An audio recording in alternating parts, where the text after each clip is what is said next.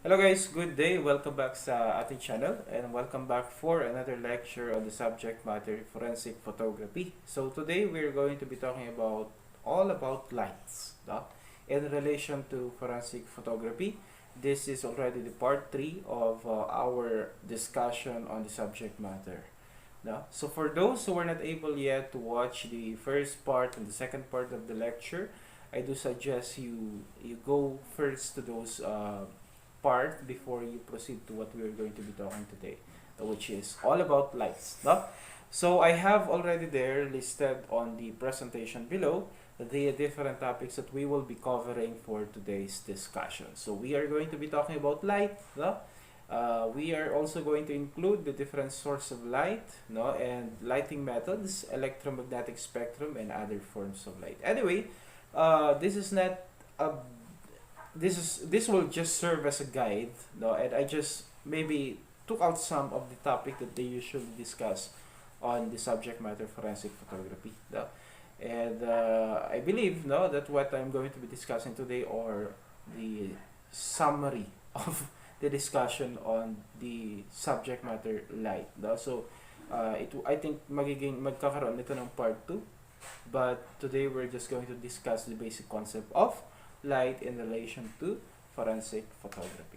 Okay? So without further ado, let's jump right into our discussion. Okay? So first topic there, we're going to be talking about light. No? How do we define light, guys? We have here the common definition of the word light, and we have the definition of light used in the field of photography. No? So light in general is defined as the radiant energy that makes things visible. No? It makes things visible. Later on, we will be talking more onto that. No? But definitely, that's how do they define light in our subject matter. No? It makes everything visible. It makes us able to see things because we have light, and that is the characteristic, and that is the nature of light. For photography naman, guys, no, photography, light pertains on how the light source is positioned in relation to your subject. So we are talking about the placement of the light source, no, that we are using in order to, no, make the subject of photography visible. And for forensic photography, definitely the evidence that we wanted to take photograph with, no, yun yung ating subject. And in the use of light, that definitely we are referring on to how we place the different light in relation to the subject that we are taking photograph with. No? So, in order for me to discuss the significance of light in photography, allow me to proceed into my next slide. So, we have there an illustration, guys. As you can see, no, there is a room. If you notice, meron tayong encircled part dyan sa baba, and we have an arrow pointing on the encircled part of the room. No?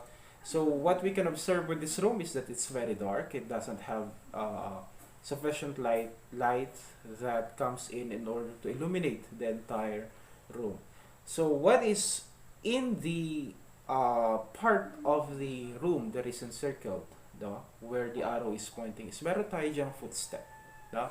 Meron tayong footstep. This is the crime scene. Merong footstep doon banda sa may na-encircle na yan. No? Ngayon, point here is that you wanted to make the footstep visible. Kasi, honestly, it's not visible. Hindi siya masyadong kita kasi nga medyo dark yung portion na yun ng room. And if we want to take photograph of that part in order to make the evidence, which is the footprint, visible, I think it will be problematic. So, considering that you don't have yet the concept of light, syempre may flash. Wag mo nang isipin yun. Wala pa tayong, halimbawa, wala pa tayong konsepto ng light. We don't know yet how to take advantage of the light and so on. No? And let's just go into that shoe, no? Step onto that shoe na parang wala pa tayong konsepto, wala pa tayong alam with regards to light. So with this, you cannot take photograph of that part of the room, no, without light because it's dark, no? Same as thing, for example, di ba, crime usually, crime does not happen all the time during broad daylight. Hindi naman siya laging hindi naman lagi siyang nakocommit sa maliwanag na lugar, or hindi naman siya laging nako-commit during daytime and so on. So may some crimes are also being committed during nighttime and so on, or in places where there's no sufficient lighting and so on. So basically, light is very important in photography because it is the very basis of us, no, making us capable of capturing the image. No, without light, then we could not actually see. No, without light, we cannot actually make the object we want to take photograph with visible. No, in this type of scenario, in this scenario. So that means that light is very important in forensic photography. No? With that, no, how can we be able to bring light to the crime scene that we made mention? No? So let's look into the different source of light. Basically, we have just two sources of light. We have natural light and we have artificial light. No? For natural light, guys, yan yung kumbaga it is due to natural phenomena and the natural sources, resources that we have, such as, for example, the sunlight. The sun, the radiation of the sun, no, and the energy the sun emits produces light. No? So that is a natural source of light. No? For artificial light, no, well, if we go back during the early days, diba, the only source of light, no, by our ancestor, yung only source of light ng ating ancestor before is just the sun. Yun lang. Pagpatak ng dilim, wala na. Talagang totally dark na ang buong sanlibutan kasi wala nang source of light. Well, we have the moon, no? We have the moon, but it's not really that it does not. I mean, if we're going to compare the capacity of the sun and the moon to illuminate a certain place or the earth, no, mas weak ang capacity ng moon because of course, no, galing din lang sa sun yung kanyang light. Ngayon, the first artificial light that they developed during those early days are of course yung light coming from fire, no, yung apoy, no, galing sa apoy. So yan yung first na artificial light nila. Then later on, they discovered about other source of light such as, for example, yung oil, no, yung lamp, no, and then later on we have now the electricity, no. So we have now electrical light as another form of artificial light and many other form of artificial light that had been developed. For photography, no, well, sa photography, diba, meron na tayo yung flash, no, yung flash na kung saan it's a pocket, it's a component of the camera that produces or that provides light when you are taking photograph. That's the flash, no, the flash, the addition of that camera, yung flash niya. So karamihan naman, even your cell phone nowadays has its own artificial source of light, no, which make it capable of taking photograph even in dark places. But of course, there are times that the light source produces, no, or the light that these equipments, the camera and even our mobile phones are producing is not sufficient, di ba? Minsan kulang talaga siya. Kahit na may flash yung ating cellphone, yung ating camera, hindi natin makuha yung gusto nating light because basically hindi siya sapat. So they have developed some form of light, no? Meron na tayong mga portable source of light na pwede nating dalhin sa kung saan man tayo gustong mag-take ng photograph at kailangan natin ng additional source of light, no? Like for example, sa mobile phone we have ring light, no? And for camera we have additional source of light such as yung mga softbox, no, yung mga ganun na ginagamit for studio type of photography. So that's with regards to that. For forensic photography, kailangan din natin gumamit ng mga ganun kasi the idea behind taking photograph is of course to bring the most detail as much as possible to the object that we are photographing. For example, you are photographing a cigarette butt, no? Isang upos ng sigarilyo. You wanted to take photograph of that kasi you believe that is somewhat valuable evidence to the crime being investigated. So you want to take a photograph of it as much, you want to take a photograph of that evidence, no, and bring about as much as detail as possible from that evidence. No, another, for example, you're taking a photograph of a footprint, no, and it just so happened na nangyari nga yung crime during nighttime. So you cannot wait until morning to take photograph of it kasi baka mamaya umulan, mabura, mawala na yung evidence na yan. So you need to take photograph of it immediately, as soon as possible, no? So you need other form of lighting, no, other source of light such as artificial light, and you need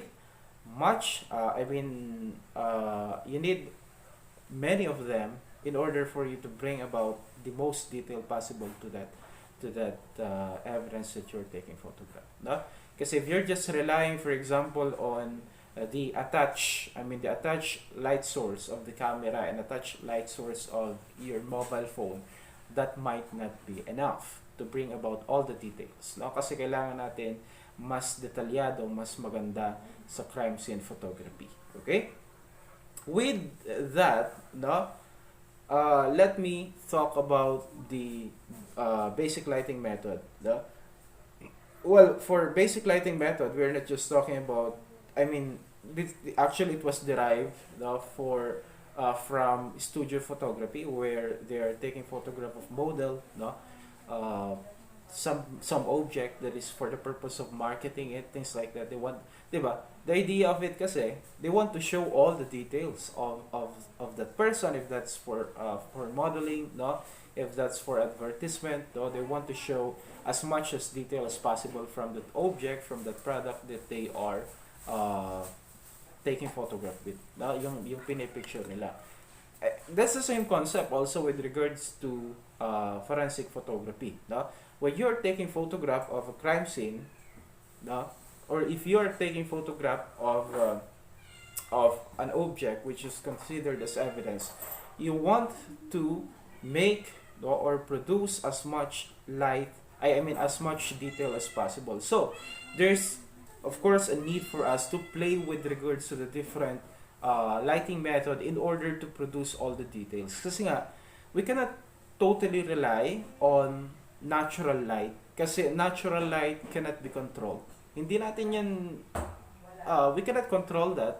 So if, for example, the location of the light, the natural light, such as for example the sunlight, no, is disadvantageous to you as the investigator, as the forensic photographer, then that would affect now the efficiency of your photograph, of capturing of your photograph, of capturing all the details as much as possible, no? Kasi syempre yung shadow hindi mo naman makontrol yan kung you are just relying on the natural light, no? And mahirap pa niyan, baka mamaya is mahina, no? Makulimlim yung panahon. You wanted to take photograph of an object which is considered as an evidence, now located in an outdoor crime scene, but then makulimlim yung panahon, so kulang yung light na produce. So those can be the problem if you're just relying onto natural light. Now, for the purpose of that, now we need to learn also the basic concept of lighting method, so that now if we have these different types of light, we can be able to play with regards to the placement, no, the placement of these different lighting, because they will serve their purpose, no? Wala namang specific idea, wala namang specific placement on how you put the lighting dito sa lighting method. Pero ang i-consider lang natin dito is what detail of that evidence you wanted to highlight yung ating light. So for example guys, no, I will show you a picture of an apple here, no? Ito, may apple tayo dito. Ngayon, let us assume that there is a fingerprint on the part of the apple which is nandun yung shadow. Kita naman natin guys, no, that darker yung part na ito, yung other side ng apple. And it just so happened that the fingerprint was located in that place of the apple, which is found in the crime scene. Now, you would not want to move that apple. Wag mo naman, hindi naman pwede na kunin mo yung apple na yan, ilipat mo doon sa mas maliwanag na lugar at doon mo siya kunan ng photograph. That could not happen because that's in violation of the MAC rule on the crime scene processing. No, hindi mo pwedeng galawin, ilipat, no, baguhin yung arrangement ng crime scene when you are trying to capture, when you are trying to investigate the scene. So with that, no, if you want to take a photograph of that, of that part of the apple, to show the detail of to that part where it's not clearly visible, then you might want to strategize with regards on how you place your light in relation to the part of the evidence that you want to take photograph with. So magkakaroon ka dyan. Ito yung mga different lighting method, ano? As again, this is adapted to studio photography, no? So you can use yung key light, main light, side light, and backlight. So the key light is the main light that you are using, or the major source of light that you are using to bring about the details on the part that you wanted to show. For example, no, gusto mong kunan yung part ng apple na yun na medyo madilim. So ang pinaka source mo, ang pinaka main source of artificial light mo is a ring light. No? So gumamit ka ng ring light dyan. So that is your key light kasi yun yung kumbaga is nag-a-address doon sa main problem mo on taking the photograph, which is hindi mo makita yung part na yun ng evidence, kaya kailangan mo gumamit ng pailaw. So yung ginamit mo doon, that's the key light. The main light, guys, is the major source of light that you don't have control over with, such as, for example, no, if you can see the illustration, it's very clear that the main source of light is sunlight. No? Sunlight yan na nanggagaling sa isang bukas na bintana or some opening, no, from the wall of the house. So yan yung main light mo, which, as I've stated, you don't have control over these things. No? Kaya nga dito, it is disadvantageous on the part of the investigator kasi the shadow was casted onto the part where the detail of the evidence should be, where the detail of where the evidence, which is very important, is placed. No? Yung fingerprint, nandun pa naman siya sa pinakabanda na kung saan hindi siya masyadong na liliwanagan. So that's the problem with regards to relying on main light. Now, we use key light in order to address or correct the lighting problem that we are encountering because of the main light. So, gumamit ka ng key light. For example, ring light yung ginamit mo, pinailawan mo yung madilim na banda, na? So, that would address the problem already. Pwede mo nang kunan ng photograph yung part na yan ng apple, ng evidence, no? And you have already the detail. But if you want, for example, to address all the aspect, no, yung mga surrounding pa ni apple na kung saan pwedeng nandun pa, pwedeng may print pa sa other side, so you might want to use side light, which is yun yung mga sometimes they call that the fill light, no?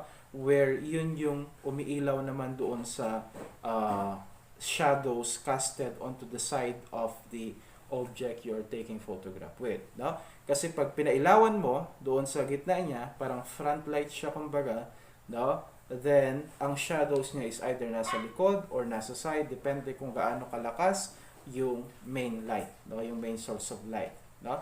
By the way, main source of light is not just the sunlight, no? For example, nasa room ka, gabi na, ang main source of light mo could be yung ilaw mismo doon sa bahay. Like for example, it's a fluorescent bulb, fluorescent lamp, or incandescent bulb, something like that. So that could be the main light of also, no? So you might want to address the shadows, no, onto the side of the object using side light, no? At kung may shadow din doon sa likod, which is definitely the result kapag nilagyan mo ng ilaw sa harap, magkakaroon ng shadow sa likod, but you want to take the detail of that part, no, of the evidence na gusto mo siyang kunin, makuha pati yung side niya doon na walang shadow, then you might use backlight also. So that's how you play with regards to the different lighting. Ano? You just need to strategize on how are you going to put the light, no, the lighting, in order for you to capture the most detail as possible. That's the idea, no? Para mas maging detalyado yung picture na makuha mo, yung makapture mo na image, is that play with regards to the different lighting method, no? Kasi sayang naman kasi if you have, for example, a photograph of an evidence, pero some part of the evidence was not captured because of bad lighting, no? So that's with regards to lighting method. Now, no, we should talk about also about the electromagnetic spectrum as well as the other form of light. Well, the visible light, no, the visible light, yung ginagamit natin na type of light, for example, natural light, electric light, and so on, no, only, no, shows to us the these objects that we can see, no, itong mga objects na nakikita natin, no, are the only objects that the visible light can be able to make us see, no? Visible light has its own limitation din, kung ano yung mga object na pwede niyang i-reveal, no, pwede niyang ipakita, which, no, tayo yung nagre-react to that. For example, nagpailaw ka dyan, no, lahat ng object na nakikita mo dyan, that is because of the visible light. But then, no, it does not mean that since yan lang yung nakikita mo, yan lang kumbaga yung nasa paligid mo. That's not true. There are other objects in our surroundings that we cannot see even if we use the light that we have, kasi nga the visible light has its own limitation. No, may limitation siya. Which means that in the sense or in the field of photography, there are some objects that cannot be made visible by the type of light that we are using, which is the visible light, no? So pasok na nga dyan, for example, yung if we are talking about blood stain, semen, no, the dried semen, something like that, no? For example, there is doon sa banyo, no, for example, merong dugo na umagos doon, pero pinunasan na siya, nilinis na siya, and so on. So even if we use, no, good amount of light, no, we can no longer see those things, kasi nga sa atin hindi na natin siya nakikita kasi hindi na saklaw kumbaga ni visible light, no, yung mga ganong object, at hindi na niya kayang ipakita pa. So it has its own limitation, may limitation siya. Now, dyan na tayo gagamit ng special form of light, such as either we use UV light or ultraviolet rays, no, or infrared rays, no? So this type of light, or above and beyond, no, above or beyond the visible light spectrum. Kaya meron tayong tinatawag na electromagnetic spectrum, kasi there are other forms of light, no, that are actually not visible with our naked eye, no? And for us, no, in the sense of photography, actually ang ginagamit lang naman is either yan nga si UV rays or hindi naman kaya si infrared, no? I think we made mention of this already in our previous discussion, but just to reiterate it, no, that there are objects that cannot be seen even if we use light, because visible light has its own limitation in revealing objects around us, no? So if there are objects that cannot be readily seen even we use the visible light, we can use other form of light such as UV and infrared to make it visible. No? We have our heat waves, no, heat waves kumbaga. Now, if we're going to meron yung mga heat na nai-emit ng ating katawan, no, meron din yung heat na nandito nakikita dito dahil sa functioning of the different organs in our body. It produces heats, no, like for example digestion, no, the functioning, the digestive system as its function produces heats, no, but our eyes cannot see those things because it is beyond the spectrum of the visible light. But no, those heat energy that is emitted by our body can be made seen possible if we're going to use infrared rays, no? No, if you are going to use infrared rays, makikita natin siya, no? Then for UV, I mean, that's for UV pala, no? I mean, that's UV. For infrared kasi, that most likely to make us capable of seeing or taking photograph in dark places, no? Na kung saan is, 'di ba, pag walang ilaw, we cannot see anything. No? Pag halimbawa pinatay yung ilaw, madilim na lahat yung paligid mo, you cannot see anything. But if you're going to use infrared rays, you can be able to observe or see, no, these different objects, no, even if you're not using the visible light. So these different types of light has their own advantage, no, compared to visible light, no, and they are actually useful in photography because there are those objects that cannot be seen even if we expose them to visible light, no, and sometimes these different objects are also has their important or significant evidentiary value in crime scene investigation. Okay, so that is our first part on our topic on light. No, I think we will proceed with the other part of the discussion later on. No, so stand by for that. No. Yeah, guys, so I hope I was able to impart some knowledge with regards to the topic that we discussed. If you find this video interesting, no, and helpful, I invite you to press the like button, and if you have questions with regards to the topic we discussed, please comment on the comment section. No? That's it for today, guys. Thank you very much for listening. See you on the next lecture. Bye-bye.